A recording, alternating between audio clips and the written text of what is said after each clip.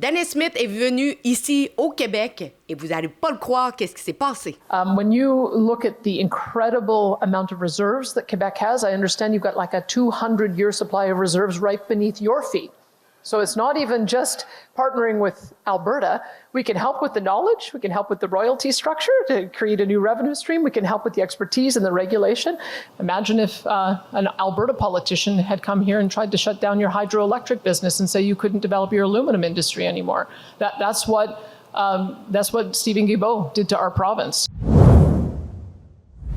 Malgré la bonne impression qu'elle a laissée lors de sa visite au Québec, Daniel Smith s'est tout de même heurté à une réalité bien québécoise, une classe politique largement hostile à l'exploitation des ressources naturelles. Nous, c'est de l'énergie propre. Eux, c'est de l'énergie pas propre ou sale. Je pense que les hydrocarbures puis les énergies fossiles sont les énergies du passé. Il n'y a pas d'avenir là-dedans. C'est pas par là qu'il faut aller. C'est pas ces projets-là qu'il faut réaliser. Sur le fracking ou la technique d'extraction de ce gaz-là, si on regarde aux États-Unis ce que ça laisse, puis si on regarde l'acceptabilité sociale, moi, je ne suis pas convaincu du coût-bénéfice et je n'ai pas l'obligation non plus de fournir en énergie l'Europe. Why are we, as smaller provinces, transferring money that goes essentially to Quebec, because the lion's share goes to Quebec? I can tell you every single time I meet the Quebec Premier, I remind him that he has, I believe it's about a 200-year supply of natural gas right under their feet. And to get to what I think one of the earlier speakers commented on and what Professor Toom mentioned is maybe that should be factored in, is you can keep it in the ground, but then we're going to assign a value as if you developed it, and then we will deduct out what you're owed based on the fact that you've chosen not to develop it. Yeah. We could take the same, Nous avons ici deux provinces aux antipodes lorsqu'il est question de développement énergétique. Et je parle, bien sûr, de la classe dirigeante, pas des citoyens québécois eux-mêmes. Selon un sondage réalisé en 2025 par Synopsis Recherche, 59 % des Québécois se disent favorables à l'exploitation du gaz naturel au Québec. Plus révélateur encore, cette proportion grimpe à 77 % lorsque l'exploitation de nos ressources est présentée comme un moyen de réduire notre dépendance envers les États-Unis. Le même sondage met également en lumière une importante méconnaissance de la provenance du gaz naturel que nous consommons quotidiennement. Ainsi, 29 % des répondants ignorent d'où provient notre gaz naturel, tandis que 36 % croient, à tort, qu'il est produit au Québec. La réalité est pourtant tout autre. Énergir, qui distribue près de 97 % du gaz naturel consommé au Québec, s'approvisionne depuis novembre 2016 principalement au carrefour gazier de Dawn, en Ontario. Ce gaz provient essentiellement des États-Unis et de l'Alberta. Une plus faible proportion est acheminée à partir du carrefour d'Empress, en Alberta. En d'autres mots, le gaz qui chauffe les maisons, les commerces et l'industrie du Québec ne provient pas du Québec. But develop natural gas for your own sake so that you can wean off of American natural gas, so that you can supply yourself, and so that you can be an exporting of jurisdiction to our friends and allies in Europe, as well as be able to bring a new stream of electricity on as you wait to develop hydroelectric power, which can be very complicated to develop over many years. Pour revenir à Daniel Smith, celle-ci a marqué des points dès les premières minutes de son intervention en choisissant de débuter son discours en français. Un geste simple, mais qui a été perçu par plusieurs comme une marque de respect envers la culture québécoise. Bon après-midi. Et merci, Madame la Première ministre Fréchette, pour votre très chaleureux accueil.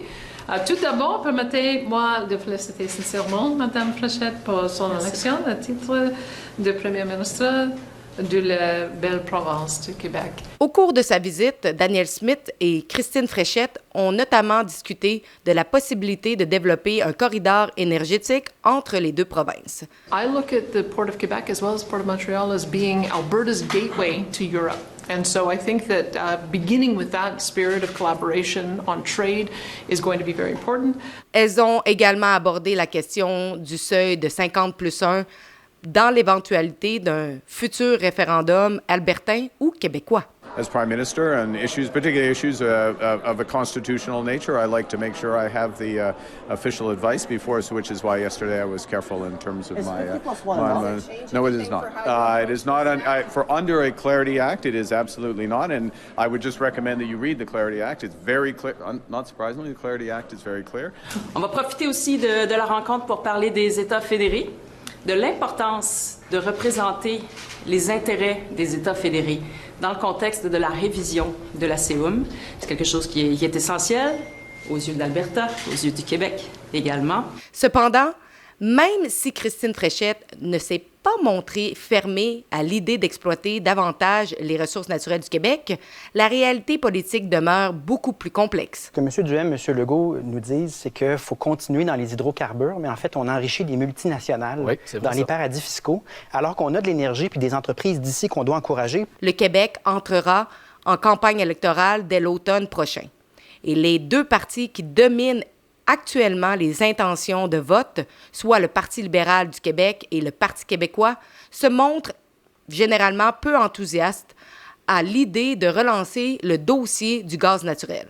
Le chef parlementaire du PLQ, Marc Tanguay, a récemment affirmé qu'il n'était tout simplement pas question de revenir au débat sur le gaz de schiste. Ouvrir la loi sur l'exploitation et l'exploration. On n'est pas là du tout. Parler des gaz de schiste, on n'est pas là du tout. On n'est pas là du tout. De son côté, Paul Saint-Pierre Plamondon avait déjà exprimé son opposition lors d'une entrevue que j'ai réalisée avec lui. Moi, je pense que si on s'affranchit de cette énergie-là pour la remplacer par de l'énergie qui, pour répondre à ta question, nous enrichit, là. Si on augmente notre capacité hydroélectrique, puis qu'on roule là-dessus, puis qu'on énergise ce qu'on peut avec cette source-là, c'est un profit pour tout le monde au Québec. Alors que dans les modèles aussi de compagnies gazières, elles font ce qu'elles ont à faire, puis c'est pas tout le temps que c'est vraiment rentable pour la population, c'est rentable pour la compagnie qui exploite. Et si on prend, supposons, les sables bitumineux de l'Alberta, l'éléphant dans la pièce dont personne parle, c'est que ce qu'ils vont laisser comme sous à cochon, une fois qu'ils auront fini leur exploitation, ça coûte des milliards de réparations, puis ce ne sera pas les entreprises privées. De plus, le Parti québécois a déposé une motion visant à clore le débat sur cette question à l'Assemblée nationale. Durant la période de questions, Danielle Smith a réitéré son souhait de redonner l'espoir aux Albertains alors que le mouvement indépendantiste prend de l'ampleur. Elle a mentionné vouloir démontrer qu'il est encore possible d'atteindre leur objectif à l'intérieur d'un Canada davantage décentralisé où les champs de compétences provinciaux sont respectés comme ils l'étaient censés l'être à l'origine, mais que les libéraux ont décidé d'écarter. As I mentioned, I'm fighting for the Remain side on that vote. And it is a question about whether we should have a question on a binding motion. So my job right now is to give Albertans hope and to give them an alternative. And the alternative is to give me a mandate to pursue more measures to increase our autonomy, similar to what Quebec has done. Quebec has a Quebec-Canada agreement from 1991 on immigration. We should look at doing that. We've also replicated some of the legislation that Quebec has about provincial priorities and making sure the federal government has to work with our provincial government about making sure that when international agreements are signed, they have to be affirmed by our legislature. Those are things that Quebec has already done within a united Canada, and so we think that those are the kind of things that Albertans would like to see as well, and that's what I'm working on. L'un des passages les plus percutants de son discours est survenu lorsqu'elle a comparé les interventions fédérales dans le secteur énergétique albertain à ce que représenteraient pour le Québec des restrictions imposées par Ottawa sur le développement de l'hydroélectricité. We'll be frank with you. I think Stephen Guilbeault was the most destructive politician to national unity that we have ever seen. I was proposing an alternative referendum question that Stephen Guilbeault should never be allowed to run for political office again, and I would get 100% support in Alberta. And the fact that he's leaving, saying, I might be back to do more damage if a different prime minister comes in, that is damaging to national unity. The fact that he left because of our MOU shows that he's not interested in the kind of compromise that the prime minister and I were interested in. And the fact that Avi Lewis at the federal level is also talking about zero development of fossil fuels. That is what has driven, that ideology is what has driven the country for the last 10 years. And that is a very destructive ideology to national unity. Imagine if I came here And I said, it's my mission to stop you developing hydroelectric power and stop you from developing aluminum. I'm going to do everything I can to put in new regulations to prevent you, not only from expanding it, but we want you to phase it out by 2035. That is what Steven Guilbeault did to my province and my people. L'image était forte. Elle a permis à plusieurs Québécois de mieux comprendre la frustration que ressentent de nombreux Albertains lorsqu'ils voient le gouvernement fédéral intervenir dans un secteur qui relève pourtant de leurs compétences provinciales. Danielle Smith a également exprimé son appui à tout projet visant à développer les ressources gazières du Québec. Elle a offert l'expertise de l'Alberta et s'est dite prête à accompagner le Québec s'il décidait un jour d'aller de l'avant. I know that your new Premier, Premier Fréchette, is doing a study to ask Quebecers about what their future energy mix should be for the next 25 years. And I'm very hopeful that the business community can help make the case that Stefan made today. There is no AI data revolution and there is no AI data success in Canada without natural gas. We cannot restore our industrial base without natural gas power. When you look at the incredible amount of reserves that Quebec has, I understand you've got like a 200-year supply of reserves right beneath your feet. So it's not even just partnering with Alberta. We can help with the knowledge. We can help with the royalty structure to create a new revenue stream. We can help with the expertise and the regulation. Un geste loin d'être anodin lorsqu'on se rappelle que l'ancien premier ministre François Legault avait déjà qualifié le pétrole albertain de pétrole sale, tout en acceptant les 13 milliards de dollars de la péréquation.